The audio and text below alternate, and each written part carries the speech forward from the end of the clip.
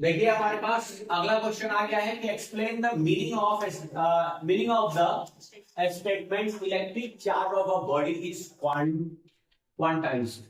Quantized का क्या मतलब होता है, ध्यान से सुनो। ये हमने थ्योरी में भी पढ़ा था। फिलहाल यहाँ पे देखिए क्वांटाइज्ड का क्या मतलब होता है। देखो सबसे पहले तो हम ये जानते हैं कि चार्ज का कंजर्वेशन का law, total charge is conserve, ठीक है ना। ब्रह्मांड में जितने भी चार्ज हैं वो क्या है, फिक्स है।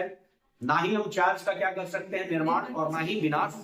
बस एक पदार्थ से दूसरे पदार्थ में इसको क्या कर सकते हैं, हस्तांतरित कर सकते हैं, ठीक है ना। क्लियर बच्चा। अब क्वांटाइजेशन ऑफ चार्ज क्या बोलता है। क्वांटाइजेशन ऑफ चार्ज से पहले ये समझो कि चार्ज जाता कैसे। चार्ज का कारण क्या है, इलेक्ट्रॉन का किसी एक ऑब्जेक्ट से दूसरे ऑब्जेक्ट पे चले जाना। क्योंकि मैंने बताया था कि प्रोटॉन कहीं पे भी ट्रांसफर नहीं होता, प्रोटॉन न्यूक्लियस के अंदर होता है, ये कहीं ट्रांसफर नहीं होता। अब नेचर में जितने भी एटम हैं वो नेचुरली क्या है, न्यूट्रल है। न्यूट्रल इसलिए है कि टोटल नंबर ऑफ इलेक्ट्रॉन और टोटल नंबर ऑफ प्रोटॉन उसमें जो मौजूद है वो दोनों क्या है, बराबर है। लेकिन जैसे ही हम किसी भी ऑब्जेक्ट पे क्या देंगे, एनर्जी देंगे, रगड़ेंगे, रगड़ना मतलब क्या, हीट पैदा करना, एनर्जी मतलब हीट। तो एनर्जी जब आएगा तो इलेक्ट्रॉन एक जगह से कहां चले जाएगा, दूसरी जगह। जहां पे छोड़ेगा, जिस जगह को छोड़ेगा वो क्या हो जाएगा, पॉजिटिवली चार्ज, और जहां जाके बैठ जाएगा वो क्या हो जाएगा, नेगेटिव हो जाएगा कि नहीं। क्यों, क्योंकि जहां से छोड़ा प्रोटॉन ज्यादा हो गया, इलेक्ट्रॉन कम हो गया है।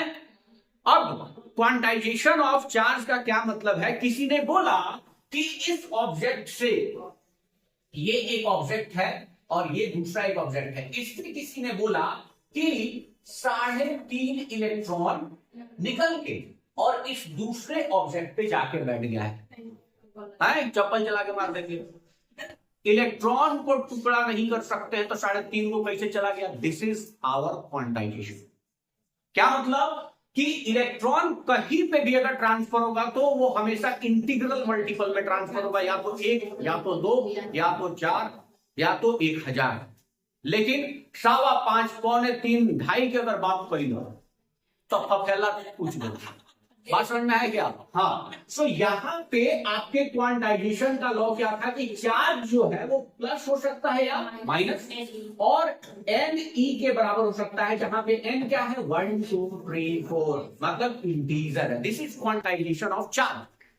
मतलब चार्ज कहीं पे भी अगर ट्रांसफर होगा तो क्या होगा, इंटीग्रल में। तो पहले क्वेश्चन का आंसर है कि भाई चार्ज कहीं पे भी 2.5, 2.25, 3 नहीं जा सकता है। इस बात को, स्टेटमेंट को आप लिखिएगा, ठीक है ना। सो चार्ज का ट्रांसफर इलेक्ट्रॉन के टुकड़ों में नहीं हो सकता है। This is what quantization of charge. अब क्या बोल रहा है कि why can one ignore quantization of charge for the large body.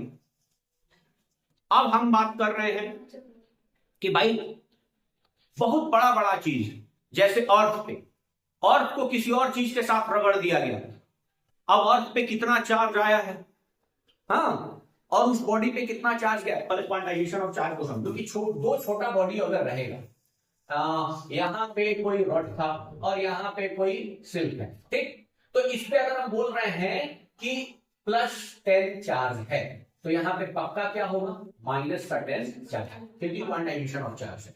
Total charge हमेशा क्या होगा, 0 होगा। क्योंकि जितना यहां पे नहीं बोल सकते कि 12 को पॉजिटिव हो गया, यहां 10 को नेगेटिव हो गया। छोटा अगर हमारे पास बॉडी है तो छोटे बॉडी पे हम देख सकते हैं कि जितना इलेक्ट्रॉन का ट्रांसफर हुआ है उतना ही पॉजिटिव इधर आएगा, उतना ही नेगेटिव इधर आएगा। क्वांटाइजेशन ऑफ चार्ज यही है। ऐसा नहीं होगा कि यहाँ पे 12 को पॉजिटिव हो गया, 10 को नेगेटिव हो गया, ये छोटे बॉडी के लिए। लेकिन अगर बड़ा बॉडी हो, अर्थ हो, और हमने बताया कि चार्ज का डिस्ट्रीब्यूशन जो होता है वो क्या होता है, यूनिफॉर्म डिस्ट्रीब्यूशन होता है, और चार्ज हमेशा कहां होता है, सरफेस पे होता है। तो छोटा सा चार्ज है तो वहां पे हम लैब में भी देख सकते हैं कि अच्छा इस छोटे से ऑब्जेक्ट पे कितना चार्ज आया है। अब किसी चीज के साथ हमने रगड़ा, अर्थ के साथ रगड़ा है, बड़ा सा ऑब्जेक्ट के साथ रगड़ा, अब उस पे हम चार्ज देखने जाएंगे तो पृथ्वी के पूरे सरफेस पे यूनिफॉर्मली डिस्ट्रीब्यूटेड होगा। तो कहां कहां जाएंगे काउंट करने, बात समझ में आ रहा है। तो क्वांटाइजेशन ऑफ चार्ज को देखने के लिए हम कैसे ऑब्जेक्ट का यूज करते हैं, छोटे ऑब्जेक्ट के, बड़े से ऑब्जेक्ट पर देखने के लिए नहीं जाते। क्लियर है ना, वहां पे इग्नोर करते हैं इस बात को। क्लियर है बच्चा? क्लियर है? बड़े से ऑब्जेक्ट पे इसलिए इग्नोर करते हैं कि वहां हम रेगुलर डिस्ट्रीब्यूशन जाके सब जगह देख नहीं सकते हैं। बात समझ में आ रहा है ना? तो बड़े बड़े ऑब्जेक्ट के लिए क्वांटाइजेशन ऑफ चार्ज को इग्नोर करके चला जाता है। क्लियर है ना? क्लियर है? छोटे से ऑब्जेक्ट में हम प्रॉपरली उसको देख सकते हैं कि कहां किस तरीके का डिस्ट्रीब्यूशन है, लेकिन बड़े बड़े ऑब्जेक्ट के लिए ऐसा डिस्ट्रीब्यूशन हम चेक नहीं करते। क्लियर है बात? क्लियर है? क्वांटाइजेशन समझ में आया? और बड़े ऑब्जेक्ट के लिए इसको क्या किया जाता है? इग्नोर किया जाता है, क्योंकि बड़े बॉडी पे यूनिफॉर्मली चार्ज डिस्ट्रीब्यूशन है, तो उसको कहां कहां हम खोजेंगे। बात समझ में आ रहा है ना? क्लियर है? तो बड़े बॉडी के लिए हम क्वांटाइजेशन ऑफ चार्ज को इग्नोर। अरे हो सकता है अर्थ पे हमने अर्थ को रगड़ा है, तो अर्थ के सरफेस पे ना रख के किसी और अर्थ पे चीज है उस पे चला गया, कुछ इस पे चला गया, कहां कहां खोजोगे। क्लियर है ना?